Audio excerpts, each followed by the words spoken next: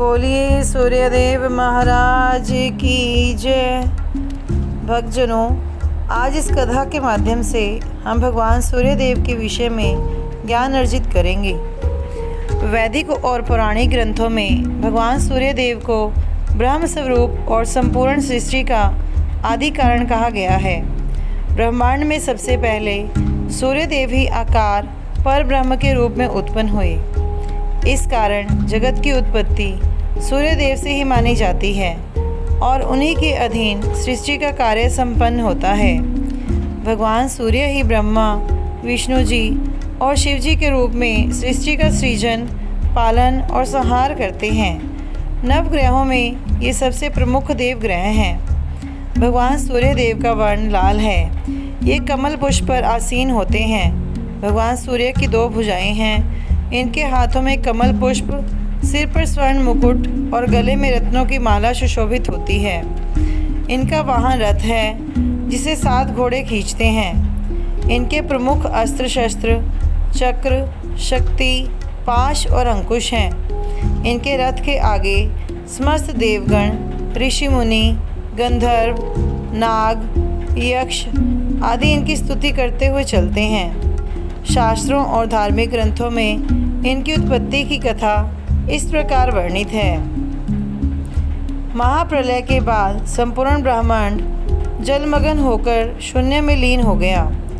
उस समय केवल एक दिव्य प्रकाश पुंज ब्रह्मांड में स्थित था। यह दिव्य प्रकाश पुंज ही पर ब्रह्म भगवान सूर्यदेव थे। बाद में भगवान सूर्यदेव की प्रेरणा से जब ब्रह्मा जी ने सृष्टि रचना का विचार किया तो उन्होंने मनु, दक्ष और मरीचि नामक नरों की रचना की। ब्रह्मा जी ने मरीचि का विवाह अदिति के साथ संपन्न करवाया। मरीचि बाद में कश्यप ऋषि के नाम से विख्यात हुए। महर्षि कश्यप और अदिति दोनों ही धार्मिक प्रवृत्ति के सात्विक और लोकोपकारी थे। इनसे उत्पन्न होने वाली संतानें इनके सद्गुणों के कारण देवता कहलाई। सत अधिकार के लिए दैत्यों और देवताओं में वैमनस्य उत्पन्न होने के कारण दैत्य सदा देवताओं पर आक्रमण करके युद्ध करते रहते थे। एक बार इसी प्रकार दैत्य और देवताओं के मध्य भयंकर युद्ध आरंभ हो गया। यह युद्ध अनेक वर्षों तक चला। इस युद्ध के कारण देवताओं और सृष्टि का अस्तित्व संकट में पड़ गया। अंत में देवगण दैत्यों से पराजित हो गए और अपनी जान बचाकर वन वन भटकने लगे। देवताओं की यह दुर्दशा देखकर देव माता अदिति और महर्षि कश्यप दुखी रहने लगे। एक बार देवर्षि नारजी घूमते घूमते महर्षि कश्यप के आश्रम में आ पहुँचे। वहाँ देव माता अदिति और महर्षि कश्यप को व्याकुल देखकर वह बोले, हे देव माता, आप इस प्रकार चिंतित क्यों दिखाई दे रही हैं? महर्षि कश्यप भी इसी प्रकार व्याकुल और चिंतित हैं। आपको क्या कष्ट व्याकुल कर रहा है? कृपा करके बताएं माता। माता अदिति बोली, हे देवर्षि, आप जानते हैं कि दैत्यों ने युद्ध में देवताओं को शक्तिहीन करके पराजित कर दिया है। इंद्र आदि सभी देवता अपने प्राणों की रक्षा हेतु वन वन भटक रहे हैं। दैत्यों के शक्ति संपन्न होने के कारण सृष्टि और देवताओं का अस्तित्व संकट में पड़ गया है। हमें इनकी रक्षा करने का कोई उपाय नहीं सूझ रहा है, इसलिए हम चिंतित और व्याकुल हैं। नारजी बोले, हे देव माता, आप इस तरह व्याकुल ना हों। विधि के विधान में जो लिखा है वह अवश्य होगा। इसे ना तो आप बदल सकते हैं और ना ही कोई अन्य, किंतु इस संकट से बचने का एक उपाय है। आप भगवान सूर्य नारायण जी की उपासना करके उन्हें प्रसन्न करें और उनके पुत्र रूप में प्रकट होने का वरदान प्राप्त करें। भगवान सूर्य नारायण जी के तेज के समक्ष ही दैत्य पराजित हो सकते हैं और देवताओं की रक्षा की जा सकती है। नारद जी ने उपदेश अनुसार देव माता अदिति भगवान सूर्य नारायण को प्रसन्न करने के लिए कठोर तप करने लगी। उसकी समस्या अनेक वर्षों तक चली। अंत में उसके तप से प्रसन्न होकर भगवान सूर्य नारायण जी प्रकट हुए और बोले, हे पुत्री, तुम्हारी तपस्या से मैं अत्यंत प्रसन्न हूँ। तुमने सच्ची भक्ति और लगन के बल से वर प्राप्त करने का अधिकार पा लिया है। मांगो, तुम वरदान में क्या चाहते हो, मैं तुम्हारी समस्त मनोकामनाएं पूर्ण करूंगा। भगवान सूर्य नारायण को अपने समक्ष देखकर अदिति भाव विभोर हो गई। उन्होंने सर्वप्रथम पुष्पों और सूर्य श्लोक से सूर्य भगवान की स्तुति की। तत्पश्चात बोली, हे परब्रह्म सूर्यदेव, आप सभी की इच्छाएं पूर्ण करने वाले हैं। आपकी पूजा आराधना करने वाला कभी निराश नहीं होता।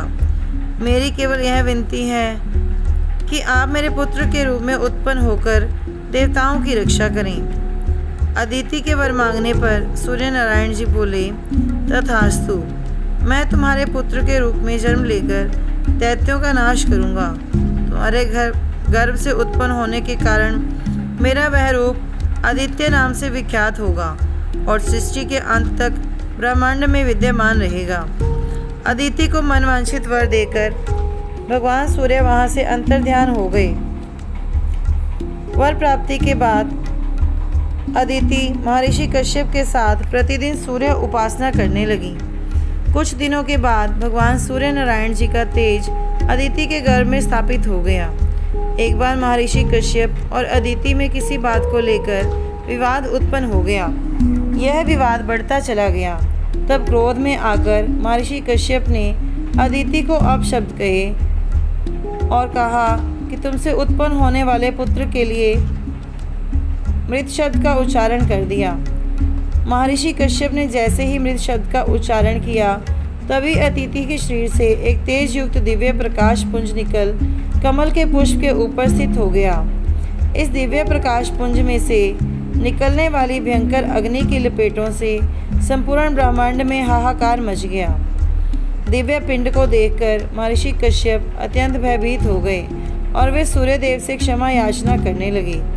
कश्यप की क्षमा याचना से द्रवित होकर अंत में सूर्यदेव प्रकट होकर बोले, हे कश्यप, तुमने क्रोध के अधीन होकर अपने पुत्र के लिए मृत शब्द का उच्चारण कर दिया। ऋषि के मुख से निकले वचन को सत्य होना ही चाहिए। सूर्य नारायण जी की बात सुनकर कश्यप लज्जित होते हुए बोले, हे प्रभु, क्रोधित होने के कारण मुझसे यह अपराध अनजाने में हो गया है। हे दया निधान, आप क्षमाशील हैं, कृपया मुझे क्षमा प्रदान करें। तब भगवान सूर्य नारायण कश्यप को क्षमा करते हुए बोले, हे महर्षि, मैं तुम्हारे अपराध को क्षमा करता हूँ। अब तुम इस प्रकाश पुंज की नियमित आराधना करो। उचित समय पर इसमें से एक दिव्य बालक जन्म लेगा और तुम्हारी समस्त इच्छाओं को पूर्ण करने के बाद ब्रह्मांड के मध्य में स्थित हो जाएगा। यह कहकर सूर्य भगवान वहाँ से अंतर्ध्यान हो गए। कश्यप और अदिति ने प्रकाश पुंज को भगवान सूर्य का अंश मानकर वेद मंत्रों द्वारा उसकी स्तुति आरंभ कर दी। उचित समय पर उसमें से एक कांति युक्त, तेजस्वी और दिव्य बालक उत्पन्न हुआ। इसके शरीर से दिव्य तेज निकल रहा था। इसके आलोक से संपूर्ण पृथ्वी, दशों दिशाएं और ब्रह्मांड आलोकित हो उठा था।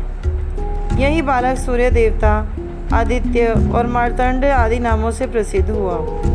जन्म लेने के बाद बालक ने अपने माता पिता कश्यप और अदिति को प्रणाम किया और उनसे अपने जन्म का उद्देश्य पूछा।